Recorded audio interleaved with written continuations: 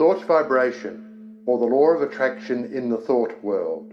Part 4, chapters 13 to 16. Chapter 13, the attractive power, desire force.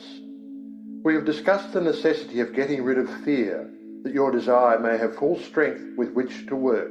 Supposing that you have mastered this part of the task, or at least started on the road to mastery, I will now call your attention to another important branch of the subject. I allude to the subject of mental leaks.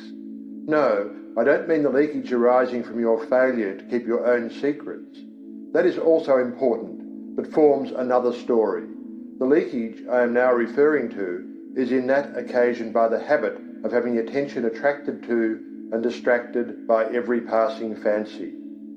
In order to attain a thing, it is necessary that the mind should fall in love with it and be conscious of its existence, almost to the exclusion of everything else.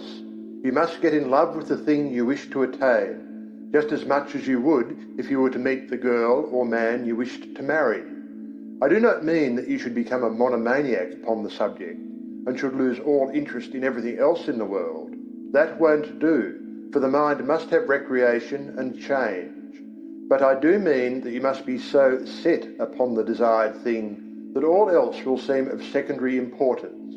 A man in love may be pleasant to everyone else and may go through the duties and pleasures of life with good spirit, but underneath it all he is humming to himself, just one girl, and every one of his actions is bent toward getting that girl and making a comfortable home for her. Do you see what I mean? You must get in love with the thing you want, and you must get in love with it in earnest. None of this latter-day flirting, on today and off tomorrow sort of love, but the good old-fashioned kind that used to make it impossible for a young man to get to sleep unless he took a walk around his best girl's house, just to be sure it was still there. That's the real kind. And the man or woman in search of success must make of that desired thing his ruling passion. He must keep his mind on the main chance. Success is jealous. That's why we speak of her as feminine. She demands a man's whole affection, and if he begins flirting with other fair charmers, she soon turns her back upon him. If a man allows his strong interest in the main chance to be sidetracked, he will be the loser. Mental force operates best when it is concentrated. You must give to the desired thing your best and most earnest thought. Just as the man who is thoroughly in love will think out plans and schemes whereby he may please the fair one, so will a man who is in love with his work or business give it his best thought, and the result will be that 101 plans will come into his field of consciousness, many of which are very important. The mind works on the subconscious plane, remember, and almost always along the lines of the ruling passion or desire. It will fix up things and patch together plans and schemes, and when you need them the most, it will pop them into your consciousness, and you'll feel like hurrahing, just as if you had received some valuable aid from outside. But if you scatter your thought force, the subconscious mind will not know just how to please you, and the result is that you are apt to be put off from this source of aid and assistance. Beside this, you will miss the powerful result of concentrated thought in the conscious working out of the details of your plans. And then again, the man whose mind is full of a dozen interests fails to exert the attracting power that is manifested by the man of one ruling passion, and he fails to draw to him persons, things, and results that will aid in the working out of his plans, and will also fail to place himself in the current of attraction whereby he is brought into contact with those who will be glad to help him because of harmonious interests. I have noticed in my own affairs that when I would allow myself to be sidetracked by anything outside of my regular line of work, it would only be a short time before my receipts dropped off and my business showed signs of a lack of vitality. Now many say that this was because I had left undone some things that I would have done if my mind had been centred on the business. This is true, but I have noticed like results in cases where there was nothing to be done, cases in which the seed was sown and the crop was awaited. And in just such cases, as soon as I directed my thought to the matter, the seed began to sprout. I do not mean that I had to send out great mental waves with the idea of affecting people. Not a bit of it. I simply began to realise what a good thing I had and how much people wanted it, and how glad they would be to know of it, and all that sort of thing. And lo, my thoughts seemed to vitalise the work, and the seed began to sprout. This is no mere fancy, for I have experienced it on several occasions. I have spoken to many others on the subject, and I find that our experiences tally perfectly. So don't get into the habit of permitting these mental leaks. Keep your desire fresh and active, and let it get in its work without interference from conflicting desires. Keep in love with the thing you wish to attain. Feed your fancy with it. See it as accomplished already, but don't lose your interest. Keep your eye on the main chance, and keep your one ruling passion strong and vigorous. Don't be a mental polygamist. One mental love is all that a man needs. That is, one at a time. Some scientists have claimed that something that might as well be called love is at the bottom of the whole of life. They claim that love of the plant for water causes it to send forth its roots until the loved thing is found. They say that the love of the flower for the sun causes it to grow away from the dark places so that it may receive the light. The so-called chemical affinities are really a form of love, and desire is a manifestation of this universal life love. So I'm not using a mere figure of speech when I tell you that you must love the thing you wish to attain. Nothing but intense love will enable you to surmount the many obstacles placed in your path. Nothing but that love will enable you to bear the burdens of the task. The more desire you have for a thing, the more you love it, and the more you love it, the greater will be the attractive force exerted towards its attainment, both within yourself and outside of you. So love but one thing at a time. Don't be a mental Mormon. Chapter 14. The Great Dynamic Forces. You have noticed the difference between the successful and strong men in any walk of life and the unsuccessful weak men around them. You are conscious of the widely differing characteristics of the two classes, but somehow find it difficult to express just in what the difference lies. Let us take a look at the matter. Burton said, "The longer I live, the more certain I am that the great difference between men, the feeble and the powerful, the great and the insignificant, is energy and invincible determination, a purpose once fixed, and then death or victory. That quality will do anything that can be done in this world, and no talents, no circumstances, no opportunities will make a two-legged creature a man without it." I do not see how the idea could be more clearly expressed than Burton has spoken. He has put his finger right in the centre of the subject. His eye has seen into the heart of it. Energy and invincible determination. These two things will sweep away mighty barriers and will surmount the greatest obstacles, and yet they must be used together. Energy without determination will go to waste. Lots of men have plenty of energy. They are full to overflowing with it, and yet they lack concentration. They lack the concentrated force that enables them to bring their power to bear upon the right spot. Energy is not nearly so rare a thing as many imagine it to be.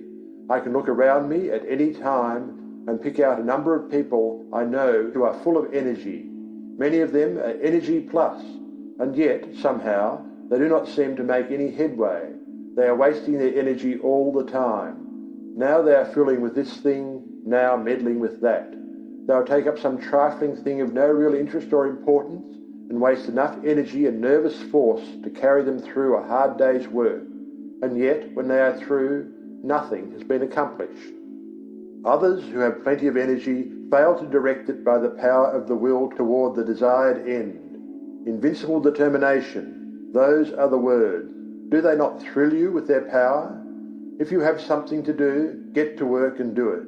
Marshal your energy and then guide and direct it by your will. Bestow upon it that invincible determination and you will do the thing. Everyone has within him a giant will, but the majority of us are too lazy to use it. We cannot get ourselves nerved up to the point at which we can say, truthfully, I will. If we can but pluck up our courage to that point, and will then pin it in place so that it will not slip back. We will be able to call into play that wonderful power, the human will. Man, as a rule, has but the faintest conception of the power of the will, but those who have studied along the occult teachings know that the will is one of the great dynamic forces of the universe, and if harnessed and directed properly, it is capable of accomplishing almost miraculous things. Energy and invincible determination. Aren't they magnificent words? Commit them to memory. Press them like a die into the wax of your mind, and they will be a constant inspiration to you in hours of need. If you can get these words to vibrating in your being, you'll be a giant among pygmies. Say these words over and over again, and see how you are filled with new life. See how your blood will circulate, how your nerves will tingle. Make these words a part of yourself, and then go forth anew into the battle of life, encouraged and strengthened. Put them into practice. Energy and invincible determination. Let that be your motto in your workaday life, and you'll be one of those rare men who are able to do things. Many persons are deterred from doing their best by the fact that they underrate themselves by comparison with the successful ones of life, or rather, overrate the successful ones by comparison with themselves. One of the curious things noticed by those who are brought into contact with the people who have arrived is the fact that these successful people are not extraordinary after all. You meet with some great writer, and you are disappointed to find him very ordinary indeed. He does not converse brilliantly, and, in fact, you know a score of everyday people who seem far more brilliant than this man who dazzles you by his brightness in his books. You meet some great statesman, and he does not seem nearly so wise as lots of old fellows in your own village who waste their wisdom upon the desert air. You meet some great captain of industry, and he does not give you the impression of the shrewdness so marked in some little bargain-driving trader in your own town. How is this, anyway? Are the reputations of these people fictitious, or what is the trouble? The trouble is this. You have imagined these people to be made of superior metal, and are disappointed to find them made of the same stuff as yourself and those about you. But, you ask, wherein does their greatness of achievement lie? Chiefly in this: belief in themselves and in their inherent power, in their faculty to concentrate on the work in hand when they are working, and in their ability to prevent leaks of power when they are not working. They believe in themselves and make every effort count. Your village wise man spills his wisdom on every corner and talks to a lot of fools, when if he really were wise, he would save up his wisdom and place it where it would do some work. The brilliant writer does not waste his wit upon every corner. In fact, he shuts the drawer in which he contains his wit and opens it only when he is ready to concentrate and get down to business. The captain of industry has no desire to impress you with his shrewdness and smartness. He never did, even when he was young. While his companions were talking and boasting and blowing, this future successful financier was sawing wood and saying nothing. The great people of the world, that is, those who have arrived, are not very different from you or me or the rest of us. All of us are about the same at the base. You have only to meet them to see how very ordinary they are, after all. But don't forget the fact that they know how to use the material that is in them, while the rest of the crowd does not, and, in fact, even doubts whether the true stuff is there. The man or woman who gets there usually starts out by realizing that he or she is not so very different, after all, from the successful people that they hear so much about. This gives them confidence, and the result is they find out they are able to do things. Then they learn to keep their mouths closed and to avoid wasting and dissipating their energy. They store up energy and concentrate it upon the task at hand, while their companions are scattering their energies in every direction, trying to show off and let people know how smart they are.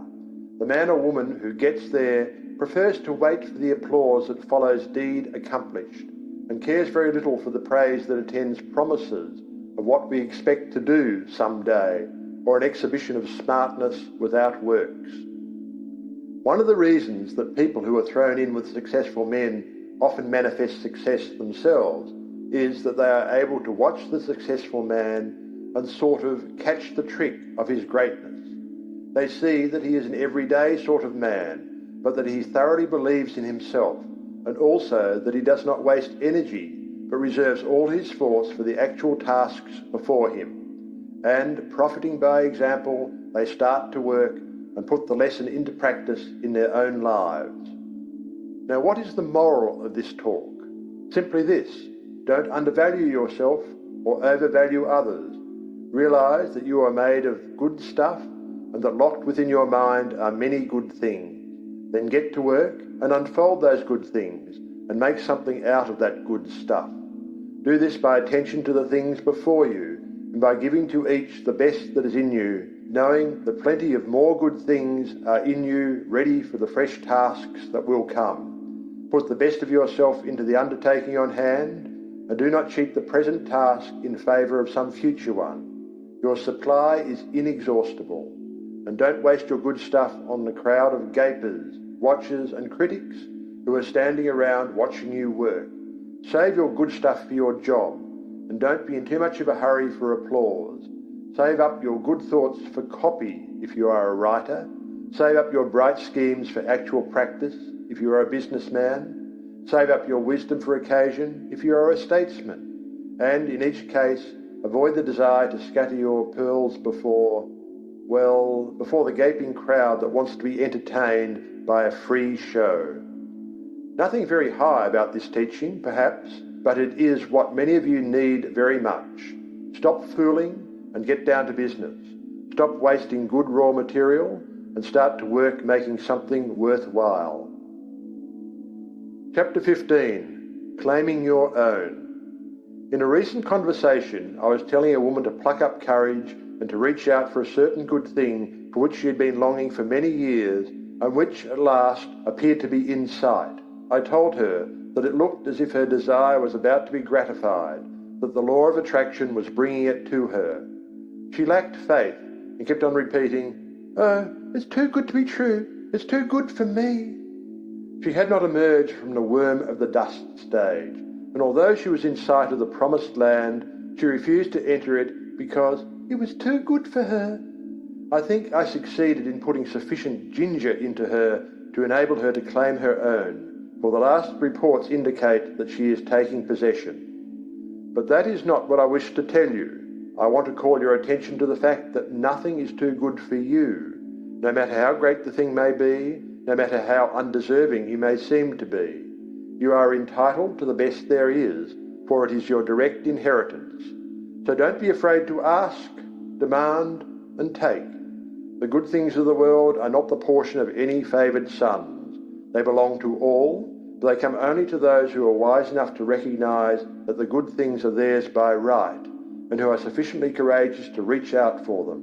Many good things are lost for want of the asking. Many splendid things are lost to you because of your feeling that you are unworthy of them. Many great things are lost to you because you lack the confidence and courage to demand and take possession of them. None but the brave deserves the fair, says the old adage, and the rule is true in all lines of human effort. If you keep on repeating that you are unworthy of the good thing, that it is too good for you, the law will be apt to take you at your word and believe what you say. That's the peculiar thing about the law. It believes what you say. It takes you in earnest. So beware what you say to it, for it will be apt to give credence. Say to it that you are worthy of the best there is, and that there is nothing too good for you, and you will be likely to have the law take you in earnest and say, "I guess he is right. I'm going to give him the whole bake shop if he wants it. He knows he's right, and what's the use of trying to deny it to him?" But if you say, "Oh, it's too good for me," the law will probably say, "Well, I shouldn't wonder, but that is so. Surely he ought to know, and it isn't for me to contradict him." And so it goes. Why should anything be too good for you? Did you ever stop to think just what you are? You are a manifestation of the whole thing and have a perfect right to all there is. Or, if you prefer it this way, you are a child of the infinite and are heir to it all. You are telling the truth in either statement, or both. At any rate, no matter what you ask, you are merely demanding your own, and the more in earnest you are about demanding it, the more confident you are of receiving it, the more will you use in reaching out for it, the surer you will be to obtain it. Strong desire, confident expectation, courage in action, these things bring to you your own. But before you put these forces into effect, you must awaken to a realization that you are merely asking for your own, and not for something to which you have no right or claim. So long as there exists in your mind the last sneaking bit of doubt as to your right to the things you want, you will be setting up a resistance to the operation of the law. You may demand as vigorously as you please, but if you will lack the courage to act, if you have a lingering doubt of your right to the thing you want, if you persist in regarding the desired thing as if it belonged to another instead of to yourself, you will be placing yourself in the position of the covetous or envious man, or even in the position of the tempted thief. In such a case, your mind will revolt at proceeding with the work, for it instinctively will recoil from the idea of taking what is not your own. The mind is honest. But when you realize that the best the universe holds belongs to you as a divine heir, and that there is enough for all without your robbing anyone else, then the friction is removed and the barrier broken down, and the law proceeds to do its work. I do not believe in this humble business. This meek and lowly attitude does not appeal to me. There is no sense in it at all. The idea of making a virtue of such things when man is the heir of the universe and is entitled to whatever he needs for his growth, happiness and satisfaction. I do not mean that one should assume a blustering and domineering attitude of mind. That is also absurd, for true strength does not so exhibit itself. The blusterer is a self-confessed weakling. He blusters to disguise his weakness. The truly strong man is calm, self-contained, and carries with him a consciousness of strength which renders unnecessary the bluster and fuss of assumed strength. We get away from this hypnotism of humility, this meek and lowly attitude. Remember the horrible example of Uriah Heep, and beware of imitating him. Throw back your head and look the world square in the face. There's nothing to be afraid of. The world is apt to be as much afraid of you as you are of it, anyway. Be a man or woman and not a crawling thing. And this applies to your mental attitude as well as to your outward demeanour. Stop this crawling in your mind. See yourself as standing erect and facing life without fear, and you will gradually grow into your ideal. There is nothing that is too good for you, not a thing. The best there is not beginning to be good enough for you, for there are still better things ahead. The best gift that the world has to offer is a mere bauble compared to the great things in the cosmos that await your coming of age. So don't be afraid to reach out for these playthings of life, these baubles of this plane of consciousness. Reach out for them. Grab a whole fistful. Play with them until you are tired. That's what they are made for anyway. They are made for our express use, not to look at, but to be played with, if you desire. Help yourself. There's a whole shop full of these toys awaiting your desire, demand, and taking. Don't be bashful. Don't let me hear any more of this silly talk about things being too good for you. Pshaw! You have been like the Emperor's little son, thinking that the tin soldiers and the toy drum were far too good for him, and refusing to reach out for them. But you don't find this trouble with children as a rule.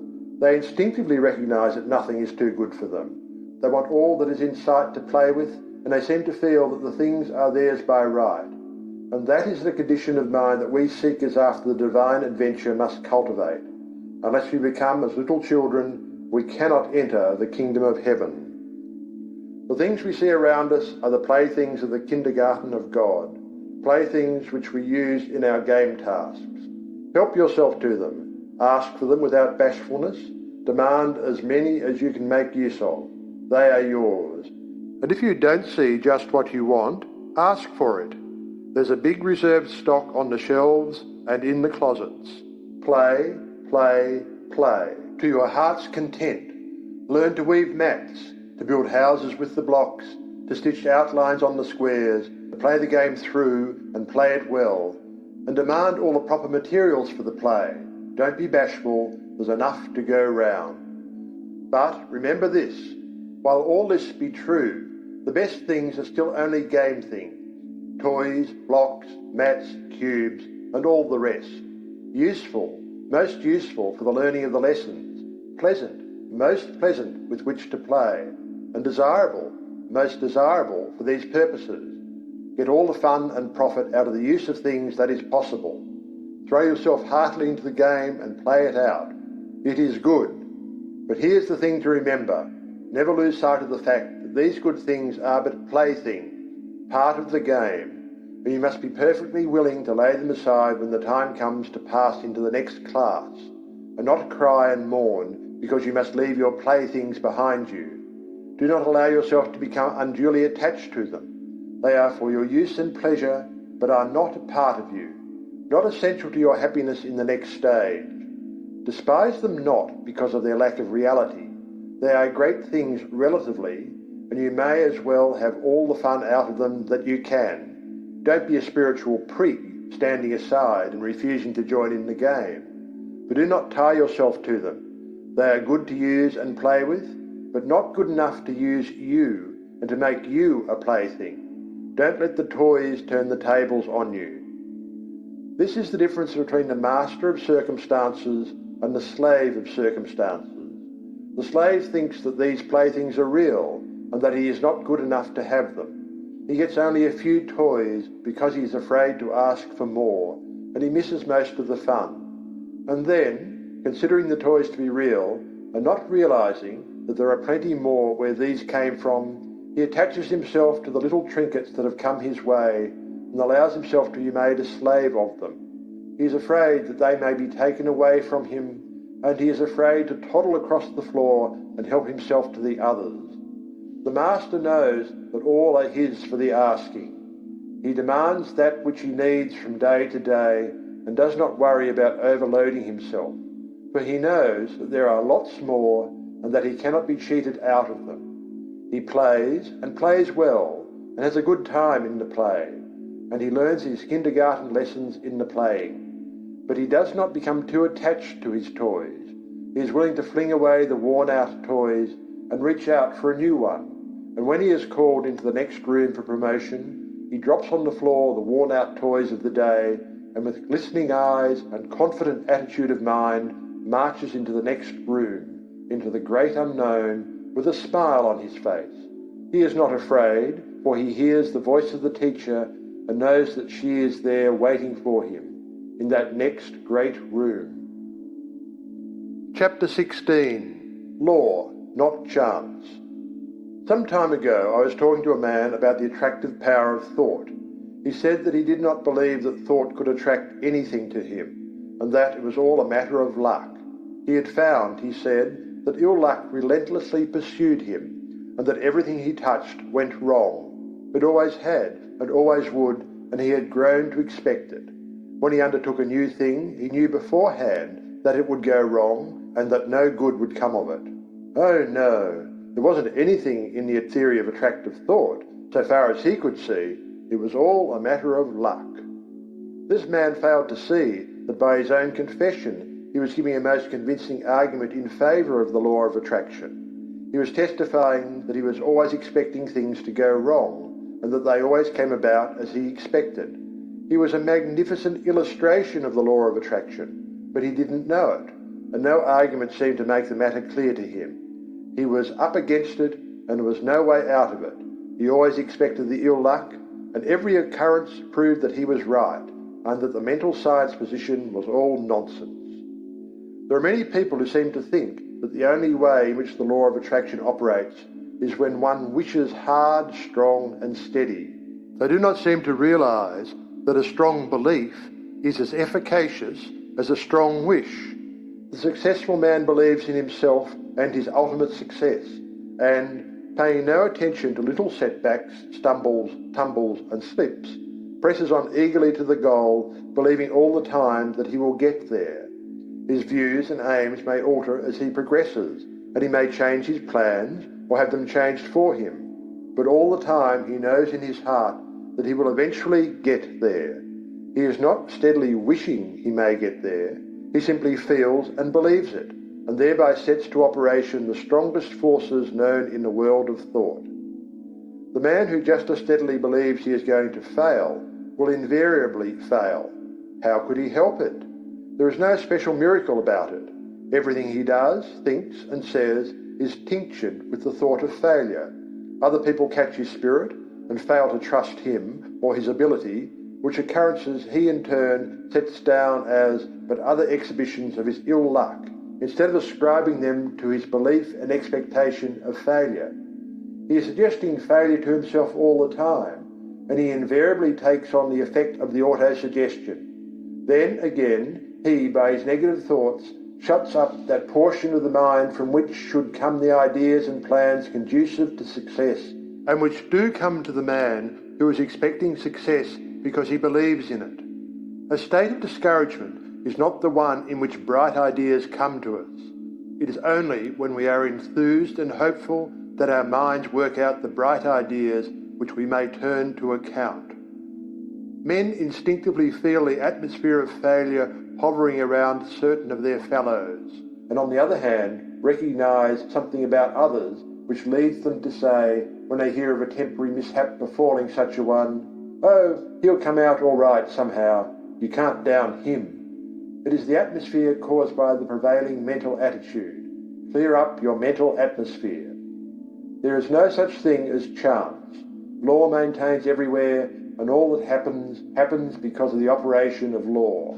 You cannot name the simplest thing that ever occurred by chance. Try it, and then run the thing down to a final analysis, and you will see it as the result of law. It is as plain as mathematics, plan and purpose, cause and effect. From the movements of worlds to the growth of the grain of mustard seed, all the result of law. The fall of the stone down the mountainside is not chance. Forces which had been in operation for centuries caused it, and back of that cause were other causes, and so on until the causeless cause is reached. And life is not the result of chance. The law is here too. The law is in full operation whether you know it or not, whether you believe in it or not. You may be the ignorant object upon which the law operates and bring yourself all sorts of trouble because of your ignorance of or opposition to the law, or you may fall in with the operation to the law, get into its current, as it were, and life will seem a far different thing to you. You cannot get outside of the law by refusing to have anything to do with it. You are at liberty to oppose it and produce all the friction you wish to. It doesn't hurt the law, and you may keep it up until you learn your lesson. The law of thought attraction is one name for the law, or rather for one manifestation of it. Again I say, your thoughts are real things. They go forth from you in all directions, combining with thoughts of like kind, opposing thoughts of a different character, forming combinations, going where they are attracted, flying away from thought centres opposing them. And your mind attracts the thought of others, which have been sent out by them consciously or unconsciously.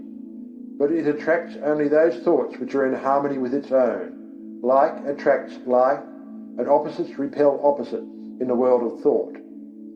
If you set your mind to the keynote of courage, confidence, strength and success, you attract to yourself thoughts of like nature, people of like nature, things that fit in the mental tune. Your prevailing thought or mood determines that which is to be drawn toward you, picks out your mental bedfellow. You are today setting into motion thought currents which will in time attract toward you thoughts, people, and conditions in harmony with the predominant note of your thought. Your thought will mingle with that of others of like nature and mind, and you'll be attracted toward each other and will surely come together with a common purpose sooner or later, unless one or the other of you should change the current of his thoughts. Fall in with the operations of the law. Make it a part of yourself. Get into its currents. Maintain your poise. Set your mind to the keynote of courage, confidence and success. Get in touch with all the thoughts of that kind that are emanating every hour from hundreds of minds. Get the best that is to be had in the thought world. The best is there, so be satisfied with nothing less. Get into partnership with good minds. Get into the right vibration. You must be tired of being tossed about by the operations of the law. Get into harmony with it. End of thought vibration, or the law of attraction in the thought world.